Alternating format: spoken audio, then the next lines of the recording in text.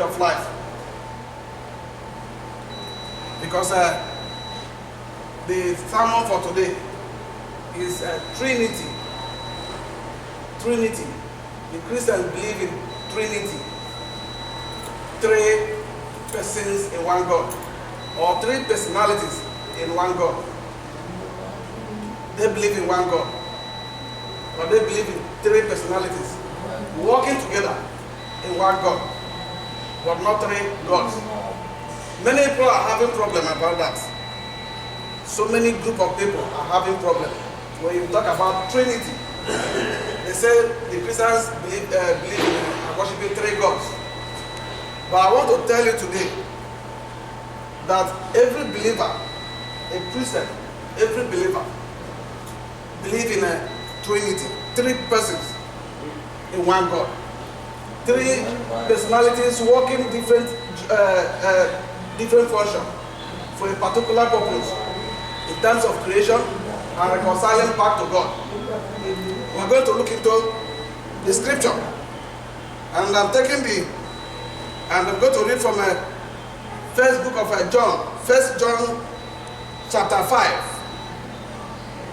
from verse 1. He said, whoever believes that Jesus is the Christ is born of God, and everyone who believes him, who begot also love him, who is begotten of him. By this we know that we love the children of God, when we love God and keep his commandments. The word of God is saying, if you believe that Jesus Christ is Son of God, then, which means you believe God. But if you do not believe that Jesus Christ is Son of God, which means you do not believe God, and you are not one of the children of God, if you do not believe. But once you believe, you are a child of God. He said, verse 3 said, for this is the love of God, that we keep his commandments, and that his commandments are not burdensome. For whatever is born of God overcomes the world, and this is the victory that has overcome the world, our faith. Who is he who overcomes the world? But he who believes that Jesus is the Son of God. This is another problem many people are having. One, Trinity, another one is about Jesus Christ. Many people do not believe that he is the Son of God. Of course, many people do not even believe the word of God in the Bible. They do not believe the Bible. They have arguments that it was written by human beings. When you try to explain that it was through the inspiration of the Holy Spirit, they do not believe. And as such, if you do not believe in the word of God, in the Bible, you cannot believe in what is written inside. And that is the problem people have. But the Bible is making it clear for those people that believe, or whether you believe or not, that if you believe that Jesus Christ is the Son of God, you are born of God too. It means you are one of the children of God. But if you do not believe, you are not. Let us look at the word of God again from verse 6. He said, this is he who came by water and blood, Jesus Christ. Not only by water, but by water and blood. And it is Spirit who bears witness, because the Spirit is truth. For there are three who bear witness in heaven: the Father, the Word, and the Holy Spirit. And these are one. And there are 3 that bear witness on earth: the Spirit, the water, and the blood. And these 3 agree as one. There are 3 that bears witness in heaven. That is where we are now going to center about the Trinity, being the controversy between the believers and those unbelievers. You have the Godhead. God the Father is the Godhead, the creator and giver of life and maker of all things. That is the Godhead. You see, have God the Son. In heaven, he says 3 things bear witness. The 3 things bear witness: the Father, the Word, and the Holy Spirit. You now have the Word. The Word was with God, and that Word was God, according to the book of John, chapter 1, from verse 1 to 14, if you look at it, you see clearly it was written there that the Word was with God, and the Word was God. And in verse 14, it said the Word came to the world and became flesh.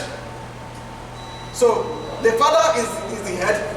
God, that's it. God the Father is the giver of life, the maker of everything. But the Word is the power of God to make things to happen. The power of God to create things. And that Word came to the world and became flesh. And that Word was Jesus. Let us see the book of John, and I see what it says about John chapter 1 from verse 1 to 14. And I read, it said, in the beginning was the Word, and that the Word was with God, and that the Word was God. He was in the beginning with God. All things were made through him, and without him nothing was made that was made. In him was life, and the life was the light of men. And the light shines in the darkness, and darkness did not comprehend it. Okay. So, but when we come to 14, verse 14 says, and the Word became flesh and dwelt among us, and we beheld his glory. The glory as of the only begotten of the Father's, full of grace and truth. The Word of God, the Word through which God created everything, came to the world and became flesh. Let us see the birth of Jesus, and see why he was called, why they call him the Son of God. Look at the birth.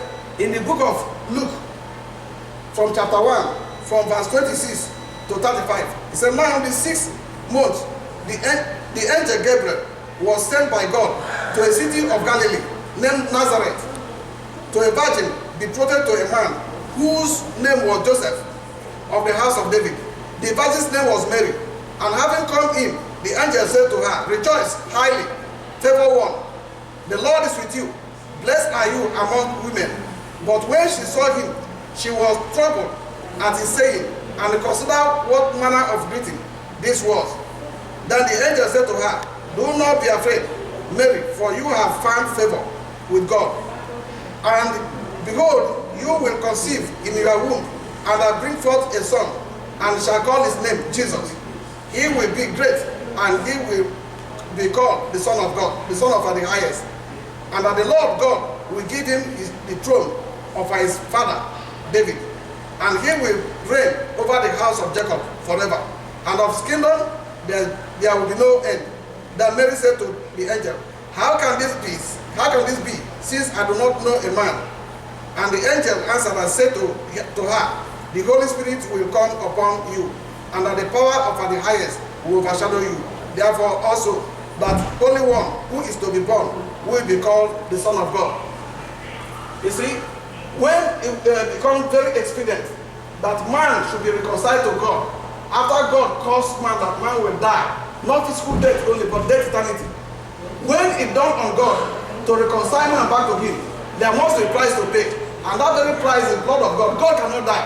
The word through which God, the word that was with God, through which everything was created, that word came to the world and became flesh, so that he will shed his blood to set man free as a sacrifice, as a lamb of God, to reconcile man back to him. At this time, the angel Gabriel announced of the coming of this very child to a virgin Mary, who never knew any man. A virgin was conceived by the power of the Holy Spirit. And because she was conceived by the power of the Holy Spirit, a child was born. And that very child was Jesus. And no person can claim the earthly father of Jesus. But because he was conceived by the power of the Holy Spirit, he was called the Son of God, according to the angel. And God, God himself, bear witness of his birth during his baptism. In the book of Luke,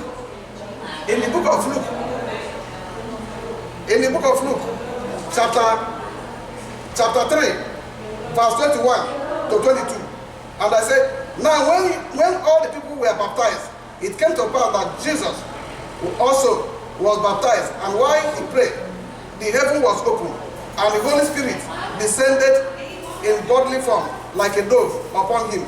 And a voice came from heaven, which said, "You are my beloved Son, in you I am well pleased." You see, God bearing witness too that Jesus Christ is the Son of God, being conceived by the power of the Holy Spirit, born by a virgin Mary. Therefore, no person, no man can claim the earthly father of Jesus, but the power of the Holy Ghost, the Holy Ghost of who? The Holy Spirit of God. Now, that is why Jesus is being addressed as the Son of God, because he was not born like every other person. He came from heaven. He was the Word with God. God manifested himself in three different ways, in three different persons, for the actualization, for the creation and actualization of reconciliation of man to God. So the Word that came with God came down and became flesh. The Holy Spirit of God, through the power of the Holy Spirit of God, he was conceived by a virgin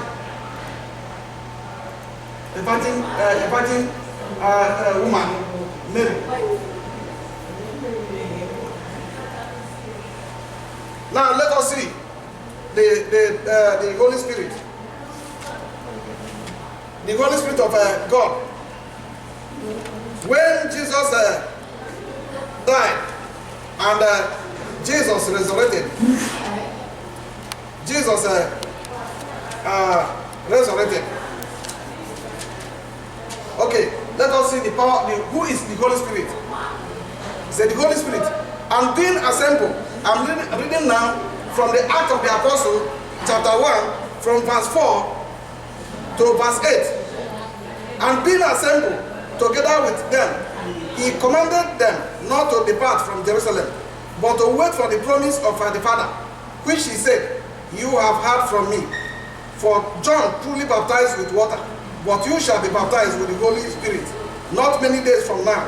Therefore, when they had come together, they asked him, saying, "Lord, will you at this time restore the kingdom of Israel?"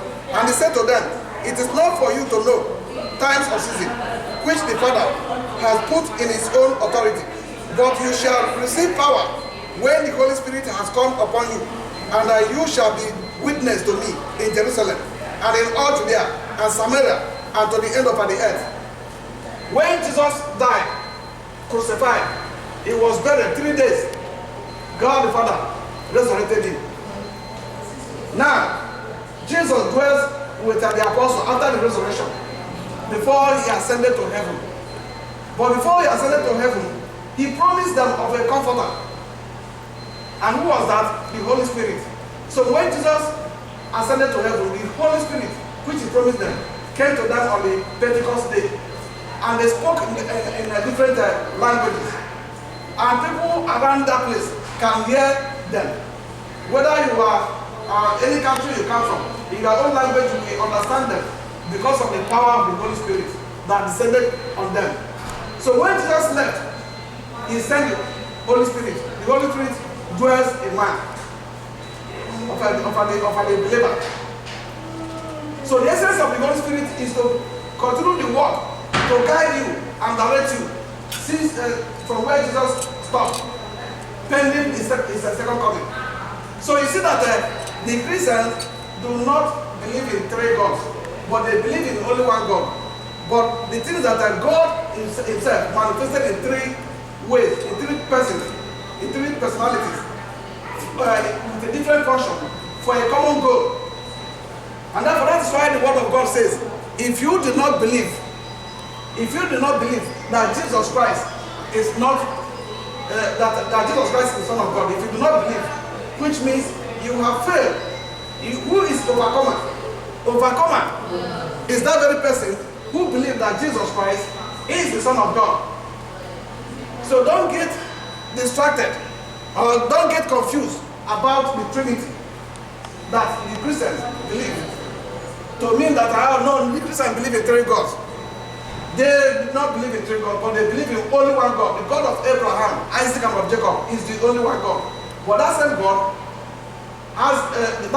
is three persons, personalities in one God. Three persons in one God. The Word is with God. The Holy Spirit is with God and God Himself. All of them are in one God. The Word from God, through the Word, everything was created. And that the work of the Holy Spirit is a enabling power of God to make things happen. That is the force that goes when God says, let there be this. That word, let there be that. It will happen because of the word that God has spoken. And that what makes it to happen, that is the power of God. That's the Holy Spirit that enables it to work. All of them are in the same God. So they are not three gods as they think. So do not be deceived by anyone that tell you not to believe. Because there are many people, when they want to condemn, what they do is that they say, who wrote the Bible? And they make mockery of it. They say, who wrote the Bible? That it was written by human beings. Who would have written it if not human beings? But they have forgotten that Jesus was on earth. And that the kingdom of, the thing that happens in heaven, no one can tell, but Jesus Christ knows it because He came from heaven. No one has seen God, but only Jesus Christ. In the Old Testament, we are told that Moses ate with God. Moses saw the back of God, but Moses did not see the face of God. For Moses was put in a cave, and God used His hand to cover Moses, and God passed by. Can one argue that in the Old Testament, the Bible says that Moses was put in a place where God used His hand to cover that very place so that Moses would not see his face, and God passed by. So many people will think, how possible it is? The way of God is not the way of man. So when God says, this is my son, who am I? Who am I to say it's not true? But I want to tell you that Jesus Christ was born of with the power of the Holy Spirit. That makes him the Son of God. And if you believe that, you are overcomer.